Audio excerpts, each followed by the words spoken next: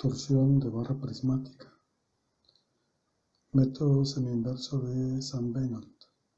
Este método se basa en tres suposiciones fundamentales.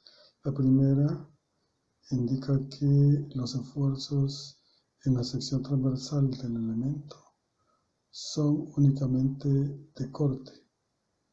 Significa que los esfuerzos cortantes son tangenciales a la sección transversal. Esto niega la existencia de esfuerzos normales. Un detalle que no debe pasarse por alto en esta primera suposición es que en las caras laterales exteriores del elemento el esfuerzo cortante es cero. Por lo tanto, cuando nos ubicamos dentro de la sección transversal, el esfuerzo cortante que sale en la dirección perpendicular al contorno es cero, para que cumpla la condición de equilibrio en el elemento diferencial. La segunda suposición dice que la deformación de la sección transversal se debe al giro o rotación alrededor del eje longitudinal. Esta deformación predomina en toda la sección transversal y genera desplazamiento de los puntos. Pero además, los puntos de la sección transversal se pueden ver afectados o pueden experimentar movimiento en la dirección longitudinal. Cuando estos se mueven, producto de la torsión en la dirección longitudinal,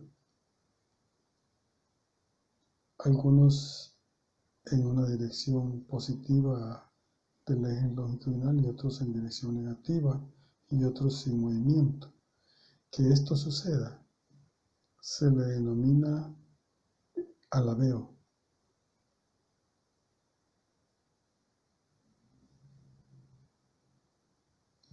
En la siguiente imagen se verá la representación del alabeo. Y la tercera suposición es que el ángulo de rotación que experimenta la barra es constante para toda la sección transversal.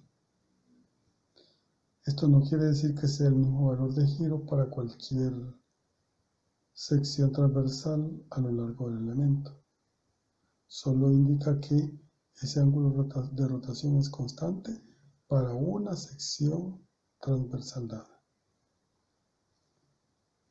Con estas tres suposiciones se desarrolla el método semi-inverso. Para empezar, debemos considerar que un punto de la sección transversal está definido por coordenadas y, z, entendido que el eje longitudinal es x.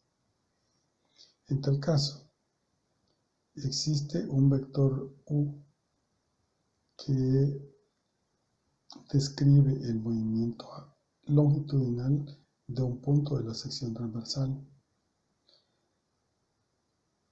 Este vector u está vinculado a la función de alabeo, pero u no es la función de alabeo. U solo es proporcional a la función de alabeo. Acuérdense que u está indicando el desplazamiento en la dirección longitudinal de un punto de la sección transversal, y la sección transversal en un momento dado puede ser la del extremo o una intermedia o la del extremo que sirve de base, donde se le impide el desplazamiento.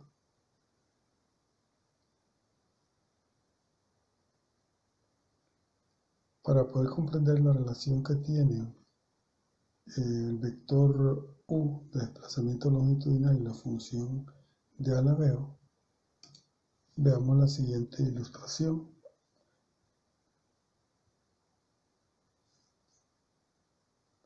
Aprovechemos esta ilustración para reconocer que el vector U está dirigido en la dirección X.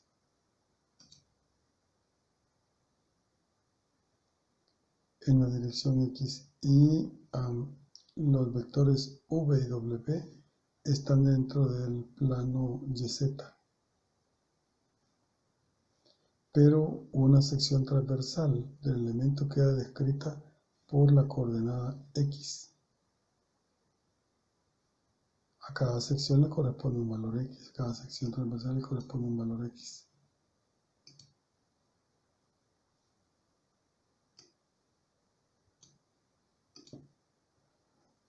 Bien, entonces el vector U, que describe el movimiento longitudinal, quedaría definido de esta manera. Quedaría definido por el ángulo de rotación y por la función de la veo, en una proporcionalidad entre ambas.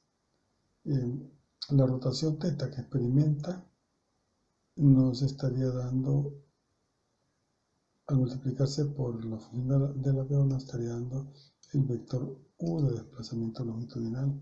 Para poder verificar esto, consideremos la sección transversal en la base, es decir, acá, en esta zona.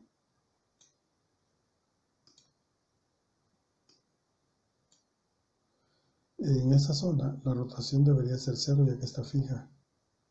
Para ese caso X también es 0. Y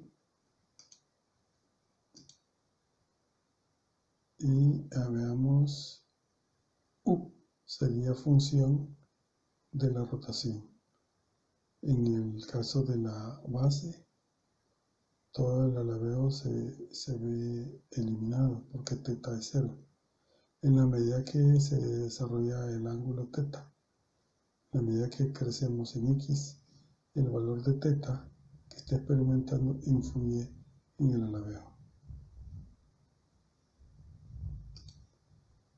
Además, el vector V, que es movimiento en la dirección Y de un punto, se debe a la rotación y se debe además a la ubicación del punto dentro de la sección transversal y además a la ubicación de la sección transversal. De nuevo, si estamos en una sección transversal en la base, el desplazamiento V sería 0. Y eso es correcto. Igualmente, si la torsión fuera tan pequeña que θ fuera muy pequeño, casi 0, V también se vuelve 0. En ese caso, U también se vuelve 0. Y W también sería 0. Repito, cuando el ángulo de rotación θ es muy pequeño y prácticamente 0. Entonces, los tres vectores se vuelven 0.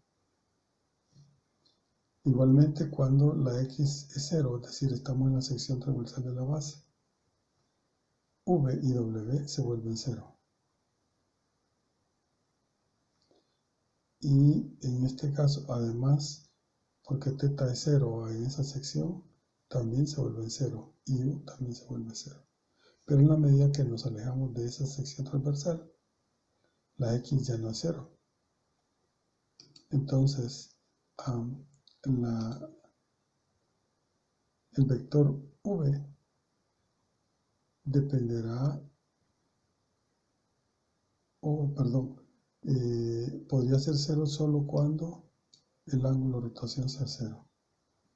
Porque la X ya no es 0, X sería L, la longitud del árbol.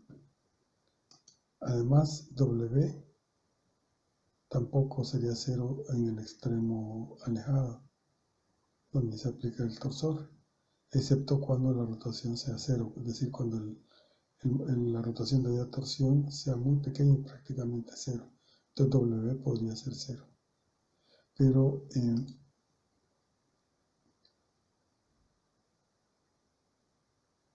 V se calcularía como rotación θ en radianes por X que ubica la sección transversal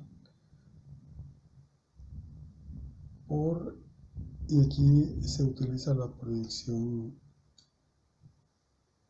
la proyección del vector, es decir, del punto. Hay un radio que ubica al punto desde el origen de coordenadas hasta el punto, ese sería R, pero cuando se ha girado un ángulo alfa, es decir, que estamos utilizando un valor en X, perdón, en Z, cuando estamos hallando el desplazamiento V. Y cuando hallamos el desplazamiento W, estamos usando un valor en Y. Además, veamos el efecto de ambos.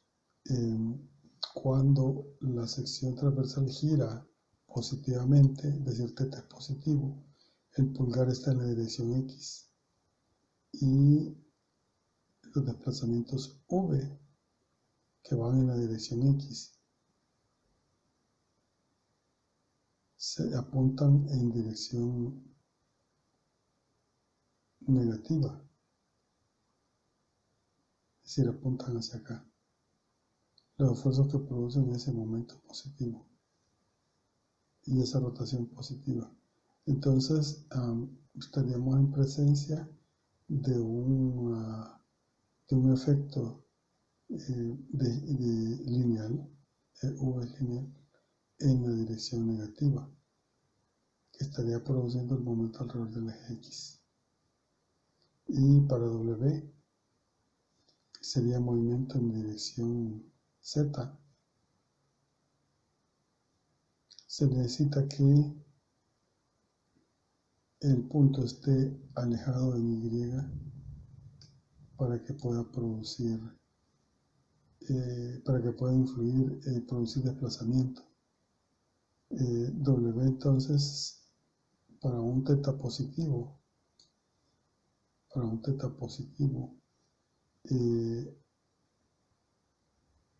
y para un Y positivo, el desplazamiento que se produce sería en esta dirección positiva, y para este otro era en dirección negativa. De ahí los signos. Bien, así es como se entienden los tres vectores de desplazamiento del punto de coordenadas Y, Z. Además, las componentes de la matriz de deformación D que estudiamos anteriormente en el tema de estado de deformación en un punto,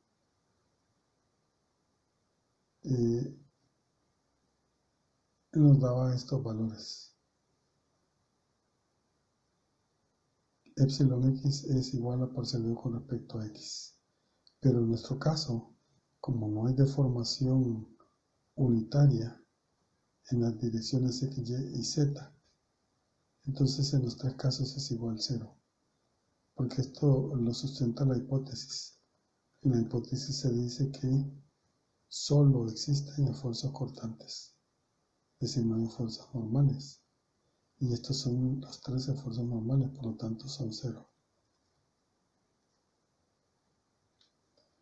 Además, la deformación angular gamma XY se calcula como esta suma. Y esta suma se puede obtener directamente de acá. Se puede derivar parcialmente U con respecto a Y. Y nos daría que la parcial de U con respecto a Y es θ por la parcial de psi con respecto a Y. Y la parcial de V con respecto a X sería menos θz. Sacando un factor común θ nos quedaría que esta expresión es un medio de θ, factor de la parcial de phi con respecto a Y más aquí estamos, más z, menos z por el signo, y justamente lo que se ha escrito acá. En el otro caso, el gamma xz se calcula de esta manera. Esto recuerden que se estudió acá en la matriz de deformación.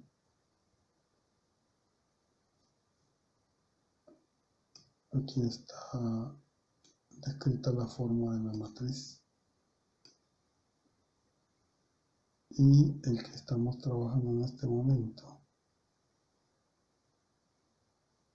es, vamos a marcarlo, ya estudiamos este punto, este, y hoy vamos a estudiar este otro, que es este que estamos acá indicando. Esta expresión parcial de U con respecto a Z se puede obtener de manera similar. Nos daría θ por la parcial de phi con respecto a Z. Sería este con este. Y el otro término, parcial de W con respecto a X, nos daría θy. Sacando un factor común, θ nos queda solo más Y. Bien, de esta manera tenemos la expresión que corresponde a este elemento. Nos faltaría determinar este otro elemento. Recuerden que es una matriz simétrica y va a estar en los tres elementos. Los tres elementos de la diagonal ya hemos deducido que son 0. En consecuencia, solo nos resta calcular este valor, el de la fila 2, columna 3, en la matriz de deformación. Y ese corresponde a gamma y z. Y gamma y z se calcula de esta manera, como lo dice la matriz de deformación. Y esto da la parcial de v con respecto a z, da menos θx. Y la parcial de w con respecto a y da más θx. Al sumarse, da 0. De esa manera se tienen todos los valores de la matriz D. Véase que hay varios valores que son 0. Son 0 en la diagonal, y es 0 este valor, y este otro valor. Todos estos son 0. Para reconocerlo le vamos a agregar acá la línea. También acá una línea. Y toda la diagonal. Quiere decir que nos quedan 4 valores que no son 0. Esta es la matriz de deformaciones. Esta misma nos puede servir para calcular los esfuerzos. En la matriz de esfuerzos nos da lo siguiente. En la matriz de esfuerzos, como todos son cortantes, solo lo multiplicamos por el módulo de corte G, las expresiones que antes hemos obtenido. Es decir, esta expresión que está aquí, que corresponde al gamma XY, es este, por G. Y ahí está escrito. El siguiente, el XZ, que es el de acá, por G.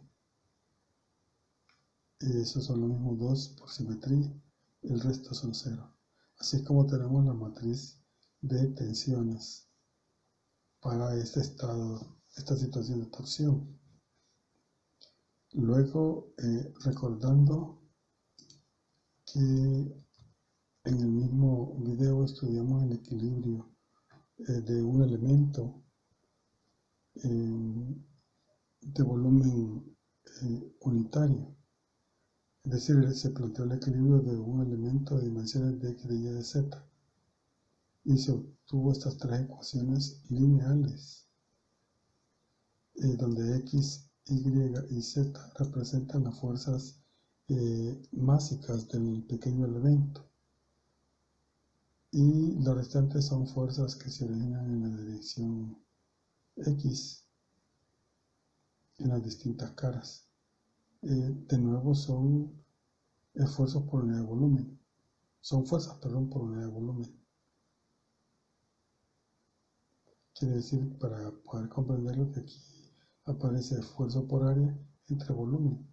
De ahí que área con el volumen se simplifica parcialmente y solo nos queda una dimensión.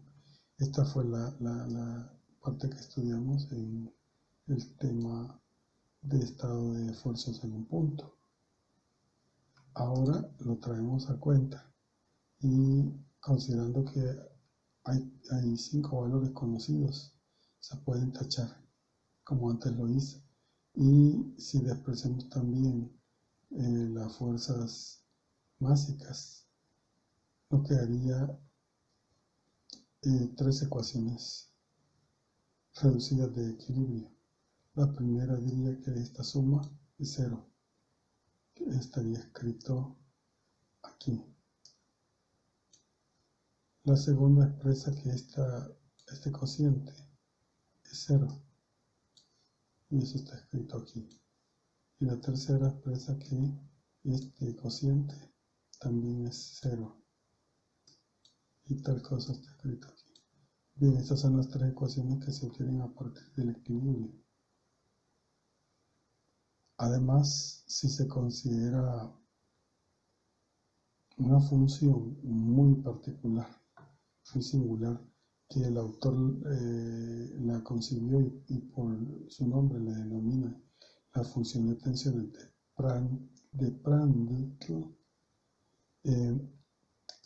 por términos prácticos le vamos a denominar phi, y depende de y y de z. Aunque seamos función de tensiones, en realidad la función no nos da directamente valores de tensiones, sino que se utiliza esta función para relacionarla con esfuerzos. Y el autor lo concibió de esta manera. Definió que el esfuerzo cortante sea igual a la derivada parcial de esa función con respecto a z, que es algo así como una relación cruzada entre un esfuerzo en la dirección XY, es decir, en la dirección Y. Estamos en la sección transversal y estamos derivando la función de tensiones en la dirección Z. Pero el autor lo definió así. También definió esta otra relación. El esfuerzo cortante XZ, es decir, va en la dirección Z, es igual a menos la parcial de phi con respecto a Y. Hasta este punto no se sabe cómo es la función phi. Alguna forma tendrá y alguna representación espacial se puede hacer. Cualquiera que sea la representación, el significado de estas derivadas parciales sería que si elegimos una dirección z para variar, por ejemplo, es esta la dirección z, y trazamos una recta que sea tangente a la función phi, considerando la variación de z, es decir, sería esta la recta tangente. La derivada parcial nos estaría dando la pendiente de esa recta tangente. Y la pendiente de esa recta tangente, para la concepción de la función de tensiones de Prandtl, eso sería igual al esfuerzo cortante XY. Es decir, esfuerzo cortante en la cara X, pero en la dirección Y. Así es como se ha de entender esta parte. Luego, el esfuerzo cortante XY es igual al esfuerzo cortante YX por la simetría de la matriz, y es igual por la definición anterior a este cociente. Pero además, tau XY se puede traer de la expresión anterior. Se multiplica por G, o si quiere está aquí el tau XY. Esta expresión se puede traer y se tendría al multiplicarse por G, como lo dijimos, esta expresión. Este sería el tau XY, que es justo lo que expresamos ahí en la matriz. De aquí se puede despejar la variación de la función de la veo con respecto a Y para tener una relación directa con el esfuerzo.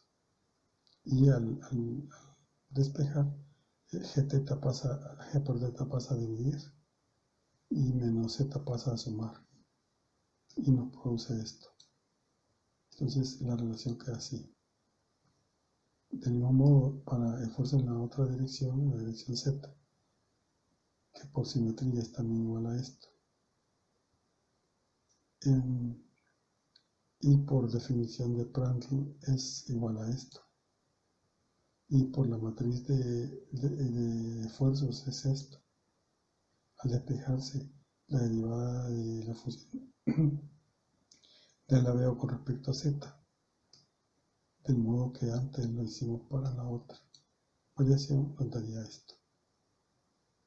Con estas dos expresiones, si se derivan de nuevo con respecto a las variables, por ejemplo, si a la derivada de phi con respecto a z, aquí perdón, estamos acá, de phi con respecto a z estamos aquí. Si esto se deriva con respecto a z, de nuevo, se tendría una segunda derivada, porque la notación no me lo permite, no lo escribí como segunda derivada propiamente, pero esa es segunda derivada, y es igual a, y aquí podemos aplicar la derivación. G por θ sería constante por la parcial de la derivada de phi con respecto a y luego esas parciales con respecto a z, menos, y al derivar con respecto a z nos da menos 1. Haciendo lo mismo en la otra expresión,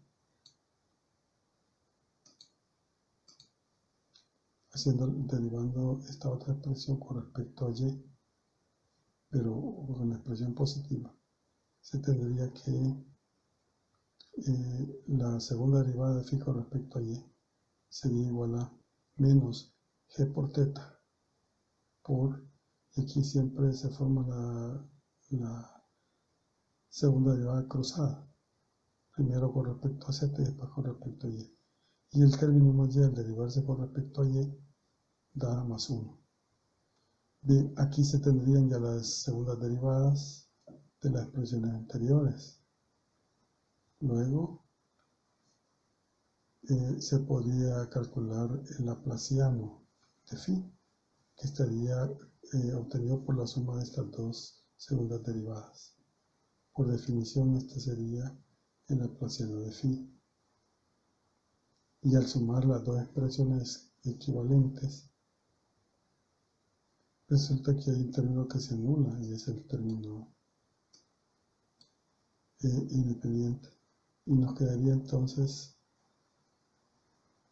perdón, es al revés. El que se anula es la derivada parcial y prevalece nada más el término independiente. De tal manera que este menos con este más da menos, y este menos es correcto. Entonces, al final, la suma de ambos nos da 2 veces Gθ negativo. Ese es el cálculo del laplaciano. Lo interesante aquí es que G es una constante y θ también es una constante. Una vez que el miembro, el árbol, la barra, ha rotado debido al momento torsionante, este se mantiene fijo. Entonces es en realidad una constante. Entonces, en consecuencia, el laplaciano de la función de tensiones de Prandtl es una constante.